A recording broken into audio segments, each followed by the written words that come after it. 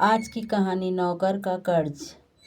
रितेश, तुम स्कूल जाओ या नहीं? माँ की आवाज़ सुनकर रितेश ने गुस्से से कहा, नहीं, मैं स्कूल नहीं जाऊँगा।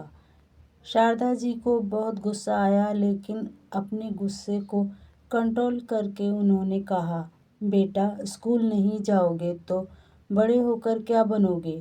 क्या मेरी तरह मेहनत मजदूरी करोगे? हाँ माँ, मैं अभी से काम करना चाहता हूँ। आपको काम करता देख मुझे बहुत दुख होता है। रितेश की आंखें नम थी। यह सुनकर शारदा जी की भी आंखें नम हो चली थी। पहले पति की बीमारी से जूझती रही, कभी किसी अस्पताल में दिखाया, कभी किसी में। बाद में पता लगा कि दोनों किडनी फेल हो चुकी हैं। 1 साल पहले वे चल बसे। तब से घरों में काम करके किसी तरह अपने 8 साल के बेटे को पढ़ाना चाहती थी। शारदा जी ने रितेश को समझाते हुए कहा, बेटा, मेरी चिंता छोड़ दे, मैं सब कर लूँगी। बस तू किसी तरह अपनी पढ़ाई पूरी कर ले, फिर हमारे पहले जैसे दिन आ जाएंगे। तुझे याद है तेरे पापा कितनी अच्छे से हमें रखते थे? उनके बीमार पड़ते ही सब कुछ बिक गया। अब तो बस ये मकान ही बाकी है। इसे बचाए रखना है तो मुझे तो काम करना ही पड़ेगा, नहीं तो हम सड़क पर आ जाएंगे। रितेश बोला, माँ, इस समय हमें पैसों की ज़रूरत है। पापा की बीमारी में जो कर्ज किया था वो कैसे चुकेगा? जब कर्जदार आकर तुम्हें गालियाँ सुनाते हैं तो मुझसे बर्दाश्त नहीं होता। शारदा जी बोली, बेटा, सब धीरे धीरे चुक जाएगा। मैं तेरी जिंदगी बर्बाद नहीं करना सकती। तू मेरी बात मान, पढ़ना मत छोड़। रितेश उनकी बात को नज़रअंदाज करते हुए बोला, माँ, आपको पता है कितनी फीस है मेरे स्कूल की? पापा ने इतने बड़े स्कूल में दाखिला करा दिया, वहाँ की फीस में आपकी आधे महीने की कमाई चली जाती है। कर्ज कैसे उतरेगा? शारदा जी भी मन ही मन यह बात समझती थी। उनकी हैसियत नहीं थी अब उस स्कूल में पढ़ाने की, लेकिन उन्हें याद है उनके पति ने कैसे भाग दौड़ करके रितेश का एडमिशन करवाया था। उनका सपना था कि रितेश पढ़ लिख कर बड़ा आदमी बन जाए। जब तक राजेश भी जिंदा थे, शारदा जी को कभी किसी बात की कमी नहीं होने दी। घर में हमेशा पार्टियां होती रहती थी। कभी कोई मेहमान, कभी कोई, हमेशा आते रहते थे। उनके स्वागत सत्कार में शारदा जी को बहुत खुशी मिलती थी। ऐसा लगता था जैसे वो एक बड़े से परिवार के साथ रहती हैं। सब लोग उनका हाल चाल पूछते, लेकिन जब से राजेश जी बीमार हुए, धीरे धीरे सबने किनारा कर लिया।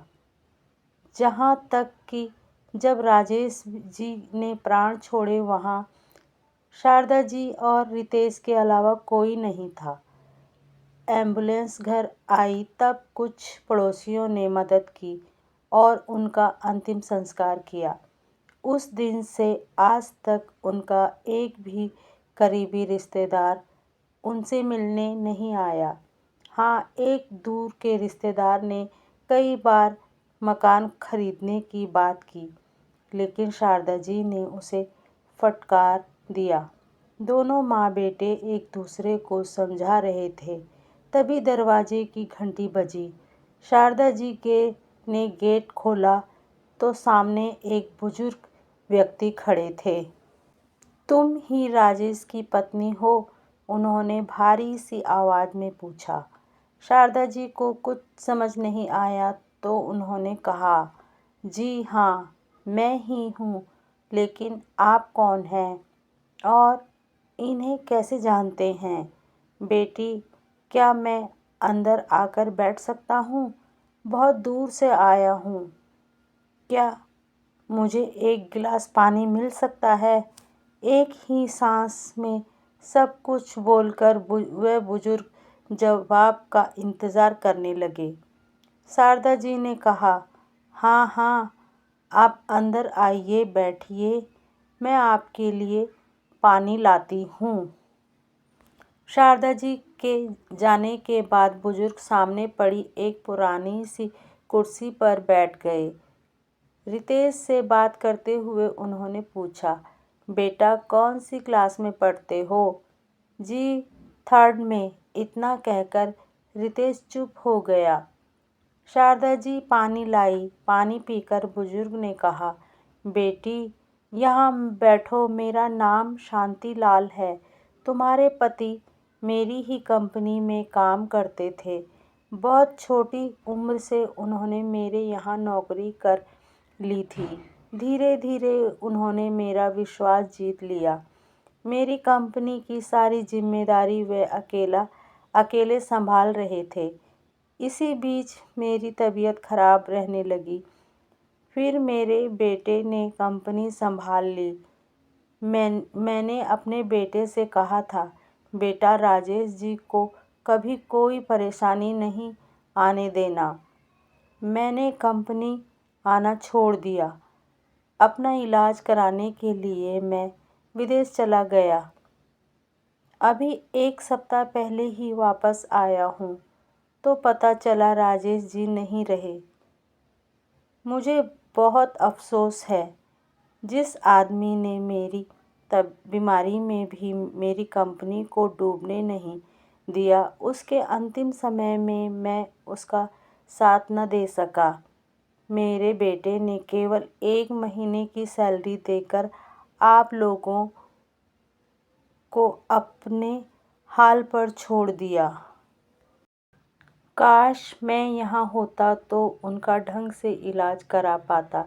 यह कहते कहते वह रुक गए और कुछ देर के लिए खामोश हो गए। शारदा जी ने कहा, जी सेठ जी, वो आपके बारे में बहुत बात करते थे। माफ़ कीजिएगा, मैंने आपको पहचाना नहीं। वैसे भी होनी को कौन टाल सकता है। उनकी दोनों किडनी फेल हो गई थी, डॉक्टरों ने जवाब दे दिया था। शांतिलाल जी ने शारदा जी की ओर देखा और कहा, नहीं बेटी, मैं राजेश का गुनहगार हूँ। मैं होता तो उनका अच्छे से इलाज करवाता। खैर अब जो हो गया उसे तो नहीं बदला जा सकता। अब तुम चिंता मत करो।